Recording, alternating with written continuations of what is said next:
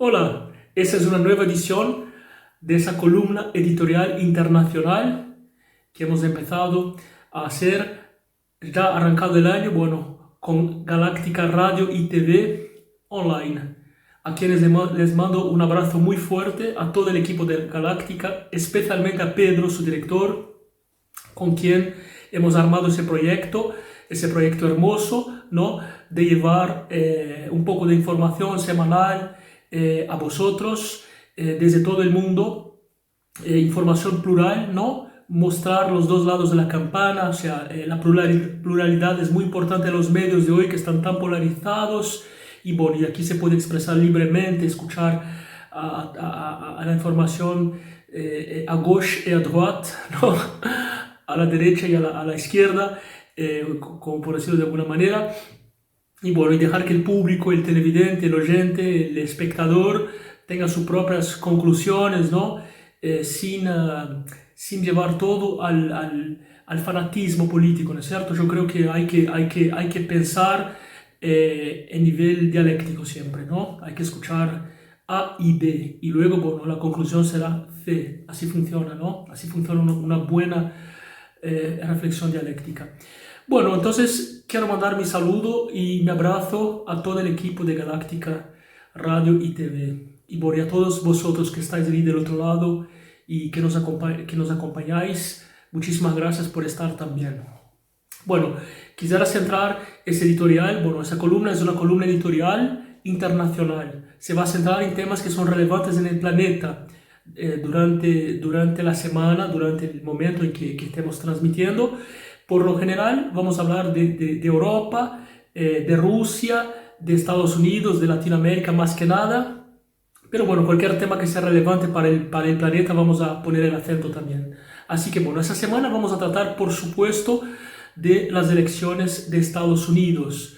¿Por qué? Porque cambiamos ahora de presidente en Estados Unidos, hay un cambio de jefe de Estado y por supuesto que el presidente de Estados Unidos termina por generar, bueno, un movimiento importante en la política mundial, ¿no? Es el país más poderoso del mundo, o por lo menos, vamos a ver si sigue siendo, eso es lo que vamos a hablar hoy, ¿no? Porque, bueno, aparentemente la hegemonía de Estados Unidos también está amenazada. Así que, bueno, pero eso lo vamos a tratar también hoy un poco. Bueno, vamos a empezar contextualizando un poco lo que pasó en el Capitolio en esos días, ¿no? Porque eso no es un tema menor. Bueno, la verdad es que fue una agresión a la democracia, ¿no? Jamás esperábamos que eso pudiera suceder con Estados Unidos. No tanto por lo que pasó, no tanto por el intento de entrar al Congreso, eso es esperado, ¿no? Una manifestación de esa magnitud, sino por la reacción, sino porque Trump supuestamente, según acusan sus detractores, habría suscitado eso, ¿no? Habría suscitado eso con sus mensajes en las redes sociales, razón por la cual lo terminaron por prohibir en las redes sociales, tema que vamos a tratar también hoy, que es muy importante, muy importante. Bueno, pero no tanto por la manifestación, como decía, sino porque, bueno, primero, aparentemente Trump las suscitó, el presidente, y en segundo lugar, porque tuvieron un acceso muy fácil al Congreso. Estamos hablando del Congreso, el Capitolio, ¿no? Es Washington, o sea, es el lugar que supuestamente es el lugar más protegido del mundo, o por lo menos de Estados Unidos, y cómo ingresan así nomás. Entonces, bueno, eso también despertó mucha bronca, mucha revolta, porque precisamente, bueno, parece ser que hubo un relajamiento de la seguridad, ¿no? Y bueno, y lo compararon, por supuesto, con lo que pasó con los Black Lives Matter hace un tiempo. Bueno, dicho eso, quisiera analizar un poco la cuestión del impeachment de Trump, ¿no? Bueno, la oposición intentó esa semana impetrar un impeachment o impedimento en español al presidente Trump, que ya termina su mandato en estos días. Pero bueno, ¿cuál es el objetivo de ese impeachment? El objetivo sería precisamente debilitar al presidente, ¿no? Que el presidente salga sin poder, que salga debilitado, fracasado y que, bueno, además no pueda competir en futuras elecciones, porque lo más probable todo parece ser que vuelve dentro de 4 años, ¿no? Trump no acepta que las elecciones, bueno, según Trump hubo fraude y, bueno, para muchos especialistas hubo fraude, para otros no hubo fraude.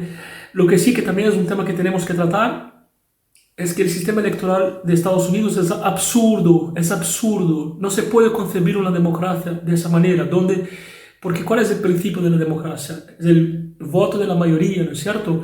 Y eso viene desde Grecia, ese concepto, democracia, ¿no? El gobierno del pueblo. Y bueno, precisamente por ser una federación de estados, bueno, los votos ahí se contabilizan por colegio electoral, es distinto. Entonces pasa, por ejemplo, como que Hillary Clinton haya tenido más votos, pero no haya salido presidente. Es decir, es un sistema absurdo que tendría que ser revisado, pero bueno, la Constitución lo determina de esa manera. Bueno, quizá una reforma, eso ya de por sí es un sistema que no es representativo. Y es también un absurdo que en la supuesta democracia más importante del mundo, bueno, ya no haya transparencia en las elecciones. El reclamo de Trump es legítimo, ¿no? Cualquiera puede alegar que no hubo transparencia en las elecciones. Eso es correcto, es absolutamente legítimo. Hasta ahí está todo bien. Pero también, bueno, en un principio legal que dice que el que acusa tiene el onus de la prueba. Es decir, si yo digo, has robado mi manzana, yo tengo que demostrar que has robado mi manzana, ¿no es cierto? No lo puedo decir sencillamente si no tengo pruebas. Entonces, bueno, no se pudo probar. No se pudo probar. Aquí hay muchas cuestiones mezcladas, entremezcladas y de análisis, muchísimas cuestiones. Vamos a ver si damos abasto de todo en esos menos de 15 minutos que tenemos en esa columna. Pero bueno, volviendo entonces.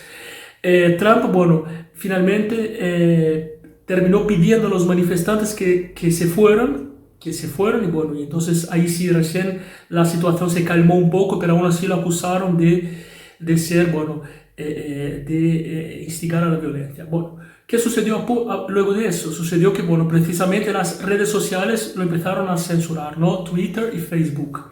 Y aquí es una cuestión muy difícil también de tratar, y muy polémica y muy compleja, porque ¿puede una empresa privada censurar a un jefe de Estado? Es decir, está bien que es una empresa privada, está bien que tiene reglas de participantes, ¿no? O sea, para participar en las redes tienes que estar de acuerdo con las reglas de usuario, pero bueno, más allá de eso, ¿es posible eso? ¿Cuáles son los intereses detrás? ¿Es el fin de Trump? ¿Cómo puede ser que un jefe de Estado en ejercicio sea banido de las redes sociales, no? Es raro eso, es raro eso. Y digo eso objetivamente, en eso no hay ninguna connotación de ser a favor o contra de Trump, es absolutamente objetivo, porque hay muchos dictadores en algunos países del mundo que están en las redes sociales. Eso es lo que me llama la atención. Eso es lo que me llama la atención. Hay una especie de control mundial de la información, ¿no? Que a una mano invisible que controla, y esas cosas uno piensa que está pasando solo en China, pero no es solamente en China. No es solamente en China. Hay mucha censura. Ese año de COVID hemos vivido mucha censura también. Muchas voces de profesionales de la medicina, de científicos, de médicos, que decían cosas que no a lo mejor estaban de acorde, ¿no? No estaban alineadas con el establishment universal.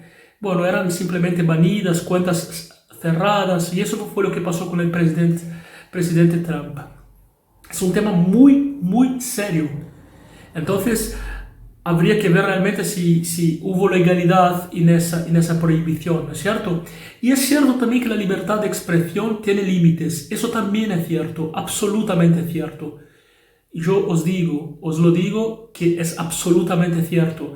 La libertad de expresión no permite, por ejemplo, mensajes racistas o, por ejemplo, mensajes terroristas. No tiene que haber esa libertad, entre comillas, de expresión. Pero eso no es mi cuestionamiento. Mi cuestionamiento es, una empresa privada puede decidir, ¿no? O sea, ¿es juez o eso tendría que pasar por un tribunal? No, esa es mi cuestión. ¿Cómo puede ser que un par de burócratas de una empresa privada decide que puede hablar o no puede hablar un presidente de la República? ¿No es cierto? Bueno, entonces, en realidad, esas mega empresas, ¿no? Porque, bueno, están destruyendo los medios de comunicación, en realidad, ¿no es cierto? Ya no tenemos medios de prensa como hace 20 años. La prensa escrita, los diarios que se compran a la mañana, que llegan a la puerta de uno, bueno, eso está desapareciendo. Todo está siendo comido por esas super mega empresas mundiales, ¿no? Google, Facebook, Twitter, etcétera. Y eso, bueno, no son empresas privadas, como ya dije, y entonces, bueno, tienen esas empresas el poder de decidir quién habla qué cosa. Entonces, en realidad serían publishers, no serían plataformas de comunicación, ¿no? Porque si es así, por ejemplo, si yo cojo mi teléfono celular y llamo a un amigo, bueno, yo puedo decir lo que quiero. Puedo decir lo que quiero, sea legal o ilegal, sea bueno o sea malo, te guste o no te guste, le guste o no le guste. Pero bueno, estoy hablando en un canal privado, ¿no es cierto? A lo sumo él podría molestarse con lo que le digo, pero no me imagino una compañía telefónica escuchando nuestra conversación y censurándola. Distinto es cuando hay un caso de intervención, por ejemplo, cuando hay actos de crimen o terrorismo, ahí sí un juez permite que haya esa interrupción, ¿no es cierto? Esa invasión en la escucha, que se escuchen las llamadas. Así que bueno, eso es lo que habría que revisar, si esas comunicaciones son válidas. Bueno, ahora para hablar del tema más importante aquí de todo eso es qué va a pasar ahora con Biden presidente. Bueno, muchas cosas, buenas o malas, no sabemos. El mundo de ahora está muy raro, es un mundo muy distinto, absolutamente cambiado. Para mí estamos viviendo una nueva bipolarización del mundo como fue la Guerra Fría, que se terminó y bueno, el mundo anduvo perdido ahí por 20, 30 años sin tener ideologías y ahora eso se está volviendo, ¿no? Con China quedando como una nueva potencia mundial, Estados Unidos perdiendo su hegemonía y ahora el mundo se divide en dos. Hay fuerzas invisibles que están actuando ahora, que algunos llaman de neocomunismo, otros llaman de paracapitalismo, ¿no? Una especie de administración globalista. No confundir globalismo con globalización, no es lo mismo, ¿eh? Globalismo son empresas, fuerzas financieras que están más allá de los países, de la fuerza de los países. Y de hecho, los países que son ultranacionalistas o nacionales, como Estados Unidos e Israel, se defienden de todo, de ese avance, ¿no? de esa nueva orden mundial, que de la mano del coronavirus ese proceso se aceleró, porque las pandemias y las guerras hacen eso, que se aceleran los procesos preexistentes.